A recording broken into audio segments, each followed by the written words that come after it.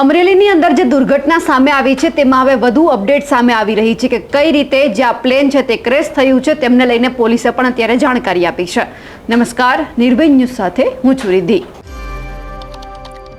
અમરેલીના શાસ્ત્રીનગર વિસ્તાર છે ત્યાં જે પ્રાઇવેટ કંપનીનું પ્લેન છે તે ક્રેશ થયું અને એમાં જે એક પાયલોટ છે તેમનું પણ મૃત્યુ થયું છે। એટલે કે જે આ પાયલોટ છે તે ટ્રેનિંગ લઈ રહ્યો હતો એ જ સમય દરમિયાન આ દુર્ઘટના બની છે। જે રીતે આપણે જોયું કે ઠેબી ડેમના પાડા પાસે જે ખુલ્લો પ્લોટ આવેલો હતો ત્યાં નાનું જે પ્લેન છે તે ક્રેશ થયું હતું અને તેમાં અચાનક ભીષણ આગ લાગી અને પછી ત્યાં પોલીસ અને જે ફાયરની ટીમ છે તે પણ પહોંચી હતી। પરંતુ જે આ પ્લેન ક્રેશ કઈ રીતે થયું તેમના પણ સીસીટીવી સામે આવ્યા છે અને ખાસ કરીને ત્યાંના જે ફાયર ઓફિસર છે તે પણ શું કહી રહ્યા છે અને પોલીસે શું કહ્યું છે તે સાંભળીએ।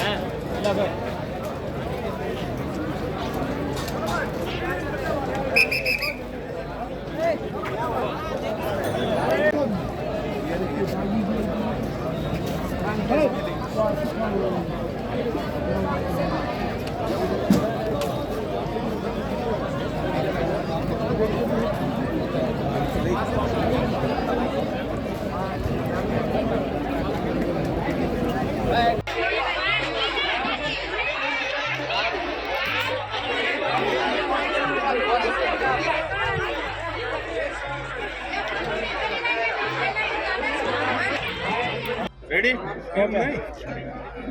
रोल ओके रोल रोल जी सर।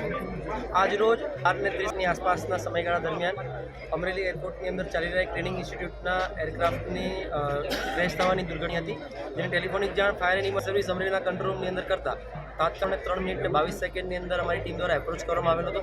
एप्रोच करतानी साथे रेस्क्यू टीम द्वारा अंदर एक पायलट फसायेला हता जे पायलटने बहार काढी अने 108 ने सोंपवामां आवेला हता અને સંપૂર્ણપણે આગ પર કાબુ મેળવી લેવામાં આવેલો હતો।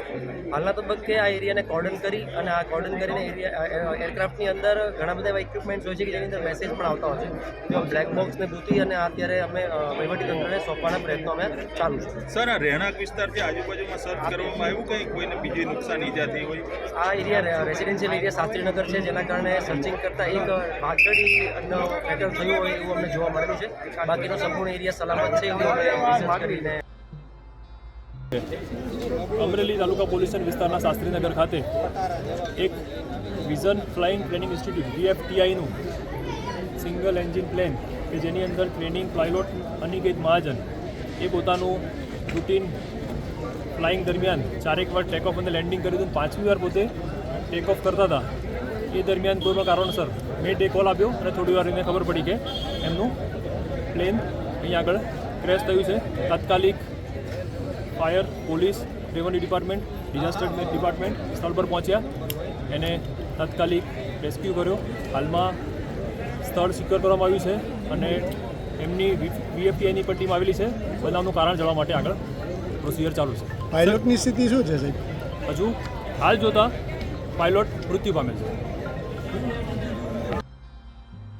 અમારા અહેવાલને લઈને આપનું શું કહેવું છે કમેન્ટ કરીને ચોક્કસથી જણાવજો। સાથે જ અમારી નિર્ભય ન્યૂઝ ચેનલને લાઇક, શેર અને સબસ્ક્રાઇબ કરવાનું ભૂલશો નહીં। નમસ્કાર।